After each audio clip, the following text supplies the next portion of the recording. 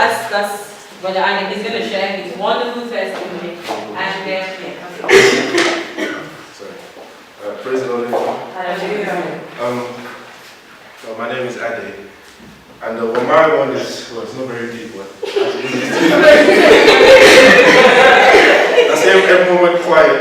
But yeah, well, my one is to do with, which I believe most guys can relate with, is to do with pornography. And women as well. Well, I started watching pornography at the age of 12, 13, thereabouts. And this was due to the fact where my friends from school, when I was in secondary school, they'll come with their phones and show flash pictures of women, and they'll be bragging about the girls they had sex with, and oh, I did this with this person, I did that with that person. And I was always quiet because I just came from Nigeria, and I looked funny and very awkward. My accent was very funny as well, so they'll tap me. They'll be like, okay, why are you always quiet? Why are you not saying anything? And I'll just keep quiet to myself. And people used to make fun of my accent. They used to make fun of my hair, the way I dressed. And there was one girl, she used to call me Pepper Grant because my hair was very, was very well. So I would go home, feeling angry because my mom and dad were not really there. My dad, both of them would go to work all day. So it was just left with me and the house girl that my parents left me with. So there was hardly no one for me to talk to. So I thought to myself, well, let me start watching movies going on the internet. And little by little, I found myself getting addicted to it. So maybe I'll download videos, I'll put it on my phone, or maybe I'll go on the internet websites, look at this models, girls with different shapes and sizes. So whenever my friends are talking, me too, I want to have something to say. I'm like, yeah, look at this picture, look at this picture, look at this picture. Or I watched this yesterday, they were talking about having different kinds of positions and whatnot. But I was angry inside because there was really no one there to guide me, to tell me, don't do this. As a matter of fact, the only thing my parents instilled in me is that boys nowadays are always getting stabbed. So watch who you're going around with. Every day, that's what I'll be hearing. Boys my age are getting stabbed. So when I'm leaving my house, I'm living with fear because I'm thinking it might happen to me. So I was very angry because I didn't really have a good relationship with my parents, and my mom wasn't around. I couldn't really talk to her properly. So I didn't have that role model of what a woman should be like. So I thought to myself, well, since my dad is not always there, the only time when I speak to my dad is if he wants me to clean the house or do something. And my mom, probably when she wants to shout at me. So I thought to myself, well, the only thing I have no option than to turn to the media. So I know the times when pornography will be on, this adult entertainment. So as soon as they go to bed, especially on Fridays, and sometimes I will do it with my younger brother. Past 10 o'clock, we switch to the adult channel, and we start watching. And little did I know that this was the beginning of destruction. We would watch, me and my brother would be getting excited over it. And then my mom now decided to buy, this is the devil's handwork, she bought me a computer. And then my friends would be telling me websites to go to. So I'll go to Ebony Sex, Black Chat, looking at videos and all sorts. And this went on for a very long time. And to even make things worse, the housemaid that was with me, housemaid or housemate, whichever one that was with me, she was a bad influence. So she would wear clothes that are, suggestive. And this is me trying to keep to myself. But my brother, on the other hand, my younger stepbrother, he's very forward. So he'll be touching her, slapping her, and she'll be laughing. So I thought to myself, well, if she's an easy prey, then let me join in. So I'll join in, we'll be touching her, we'll be doing all sorts, and she'll be inviting friends to our house every time my parents are not in. They'll be throwing parties, and the kind of friends she hangs around with were not good people. So, and they were all girls. And the thing with me is that when I was young, I grew up amongst women. So, as a child, I would be seeing things I shouldn't see. So, anyway, they'll have parties, doing all sorts, and I thought to myself, well, I'm out to just join in. So me too, I'll join into the parties, be touching girls here and there, and my life was just messed up simply because of what I was watching. So I thought to myself, hold on, I've been watching this thing for a very long time. Now I want to go the next step. Enough of watching, let's move to actions.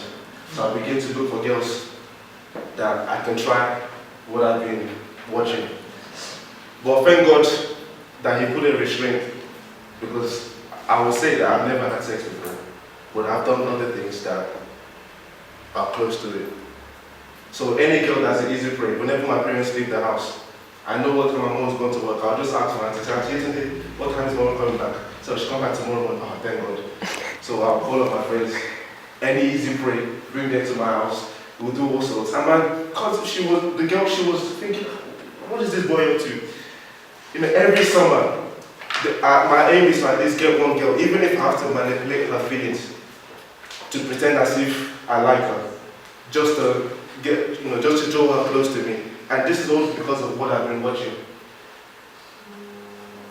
I would act as if I like the girl. I would say words to her to make her feel good about herself, because I knew that's what girls want.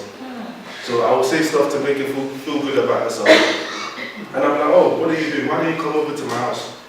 She'll come over, I'll just take her to my room, and then we'll play slow music, because that's what I've been watching. We'll be playing slow music, seductive music, and then I'll put her on the bed, and then I'll go and get wine. I know where my parents keep the wine. I'll go and get all the romance and everything, and then before we know it, amen. Start doing things we shouldn't be doing. And every summer, I was always looking forward to the summer, because I'm thinking to myself, all these things you girls have been hiding in winter, it's now time to bring it out. All the short skirts, everything. So when I got to college, for me it was like paradise of girls. I couldn't focus. I didn't go to college for education. I went to college for girls.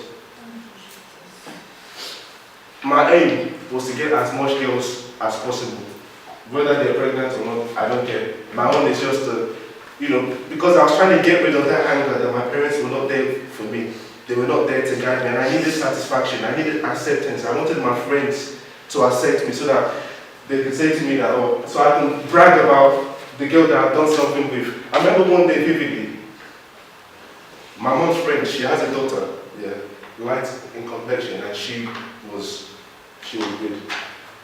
And I knew this girl liked me. And I thought to myself, well, it's summertime. Let me just say things that'll make her feel good about herself and invite her to my house. So I pretended to like her as well. And my sister knew that this boy is just messing around. But I just pretended to like her. And I invited her over to my house. And we had oral sex. I recorded it. And I remember the following day, I could not wait to get to college to show my friend that this is what I had done. And all the boys were applauding me like, wow, you're a big man now. From there, it led to me stealing. I was stealing from my mom's wallets. I'll take their credit cards, use it to do fraud on eBay, get money for them, because why? I wanted prestige, I wanted status. And this went on for a very long time. At some point, I was like, I don't want to do this anymore. But something is just pushing me to do it. There was like a driving force pushing me to do all these things. I didn't know what it was. I saw my friends getting in trouble, but I still wanted to do it. In college, like I said, I will get as much girls as possible. Today, you see me with one. Tomorrow, you see me with another one. And the thing is, these girls didn't mind. I remember one day, 2 girls were actually fighting for me. And then one of them was like, who is she? I said, oh, she's just a friend. And they were about to rip each other apart just because of me. I just look at them like, idiots. I'll move on to the next person. I deceived a lot of people, and I could have gotten so much girls pregnant, but I just fell for them away. So much girl. I'll tell you. No, I would say, okay, maybe not so much, but at least, anyway, God put some restraints. But anyway, to cut the long story short,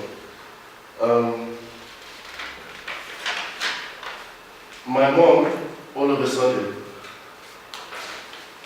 she started dragging me to church.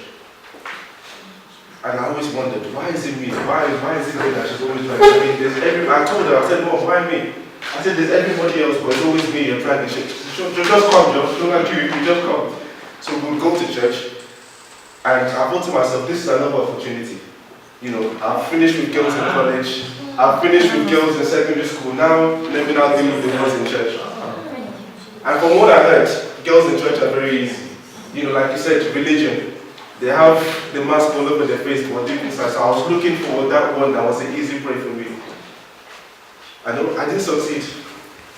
There were girls that would come to me and talk to me, say, Adi, you're handsome. And so I'll try to, you know, get rid of them, but for some reason, it just didn't happen. And I wasn't happy.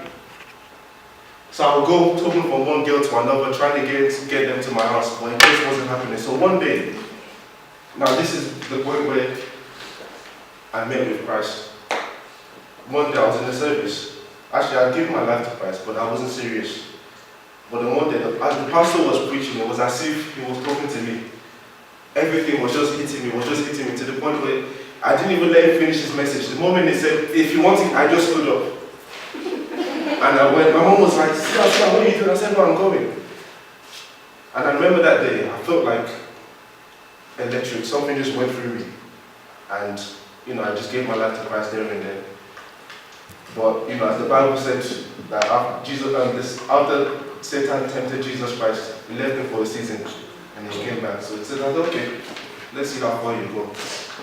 Gave my life to Christ, and I started studying my Bible, praying, going to church. Man, I was on fire. But I left the door open. Even though I like to study my Bible, I was still watching movies. I was very addicted to it. But every month I must buy a DVD. And those DVDs will have nude scenes, naked scenes in it. So I would watch it. I'll start getting aroused again and again and again. Until one day the desire to watch pornography just came up. And it was like this time, there was 10 more demons that came back all of a sudden. And the desire was so intense, I could not help it. So I found myself going to YouTube and I'll be typing naked something. And I'll be thinking to myself, I shouldn't be doing this. But I just went ahead to do it anyway. And that went on for a very long time because I left the door open to the enemy. And this time around, one day I went to the bookshop, and there was a lady, she was standing right behind me. How I got her number, I don't know. But all I knew is that her number was on my phone. And I thought to myself, this girl, she is nice. I have to talk to her. So we started talking. But little did I know that she was dealing with the issue of lust.